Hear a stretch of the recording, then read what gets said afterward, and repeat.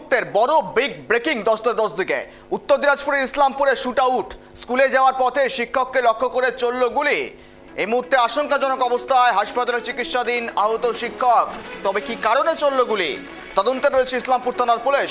আশঙ্কাজনক অবস্থায় হাসপাতালে চিকিৎসাধীন শিক্ষক, আশঙ্কাজনক অবস্থায় তাকে চিকিৎসা করা হচ্ছে। কি কারণে ঠিক চলল গুলি, যদি পুরনো কোনো বিবাদের জের কিনা, কোন দুষ্কৃতী বা কে নির্দিষ্ট করে গুলি চালালো এখনো পর্যন্ত স্পষ্ট নয়।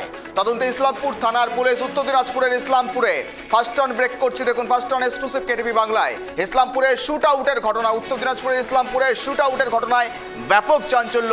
স্কুলে যাওয়ার পথে শিক্ষককে লক্ষ্য করে চলল গুলি, যদিও কি কারণে গুলি চলল এখনো পর্যন্ত তদন্তের রয়েছে পুলিশ। কাউকে মূলত ট্রেস করা গেল কিনা, কাউকে খুঁজে পাওয়া গেল কিনা, সন্দেহ করা গেল কিনা এখনো জানা যাচ্ছে না। সব মিলিয়ে আপডেট দেবো আপনাদের। কি কারণে ঠিক চলল গুলি এখনো স্পষ্ট নয়।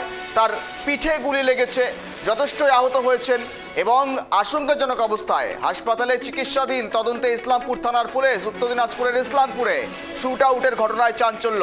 দেখুন, ভোটের পর পরিবর্তনের পর প্রথমবার ইসলামপুরে উত্তর দিনাজপুরের মধ্যে ইসলামপুরে শুট আউটের ঘটনা ঘটল। স্কুলে যাওয়ার পথে শিক্ষককে লক্ষ্য করে গুলি চলল। শুট আউটের ঘটনায় ব্যাপক চাঞ্চল্য।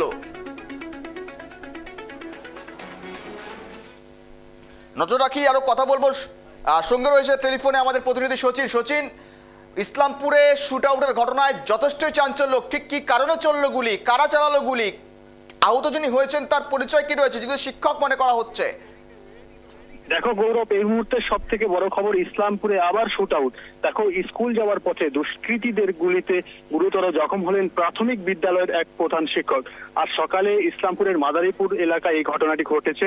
আহত শিক্ষকের নাম নজরুল ইসলাম। তিনি রামগঞ্জের রাজা ভীম প্রাথমিক বিদ্যালয়ের প্রধান শিক্ষক বলে জানা গিয়েছে। দেখো, স্থানীয় সূত্রে যতদূর জানা গিয়েছে, প্রতিদিনের মতো এদিনও স্কুলে যাওয়ার উদ্দেশ্যে বাড়ি থেকে বেরিয়েছিলেন নজরুল ইসলাম। মাদারীপুর এলাকায় পৌঁছতেই তাকে লক্ষ্য করে গুলি চালানোর অভিযোগ ওঠে।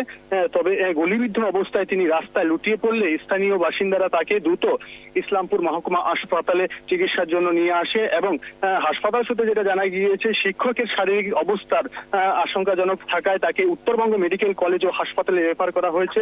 তবে এই ঘটনার খবর পেয়ে কিন্তু ইসলামপুর মহকুমা হাসপাতালে ছুটে আসেন ইসলামপুর থানার পুলিশ এবং কি কারণে এই হামলা, কারা এর সঙ্গে জড়িত রয়েছে তা কিন্তু খতিয়ে দেখা হচ্ছে। দেখো, এই ঘটনায় কিন্তু রীতিমতো একটা চাঞ্চল্য সৃষ্টি হয়েছে এলাকায়। গৌরব, তবে দেখো, পরিবারের লোকজন ঠিক কি বলছেন, তাদের কি বক্তব্য, কি কারণে হামলা হলো শিক্ষকের উপর, তাও আবার পুরনো কোনো শত্রুতা রয়েছে, কোনো রাজনৈতিক কারণ রয়েছে, এই বিষয়গুলো জানা যাচ্ছে এখনো?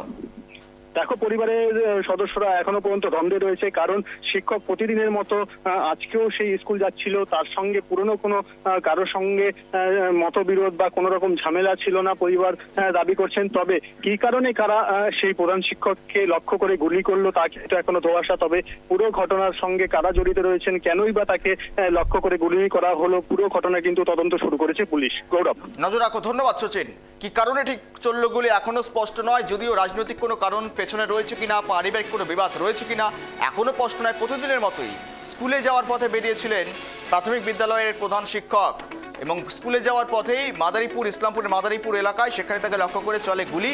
দুষ্কৃতীরা গুলি করে পালিয়ে যায় বলে অভিযোগ। ফার্স্ট টার্ন এক্সক্লুসিভ দেখাচ্ছে, দেখুন, গুরুতর আহত অবস্থায় হাসপাতালে চিকিৎসাধীন এবং তারপর তাকে রেফার করা হয়েছে নর্থ বেঙ্গল মেডিকেল কলেজে, সেখানে তার চিকিৎসা চলছে।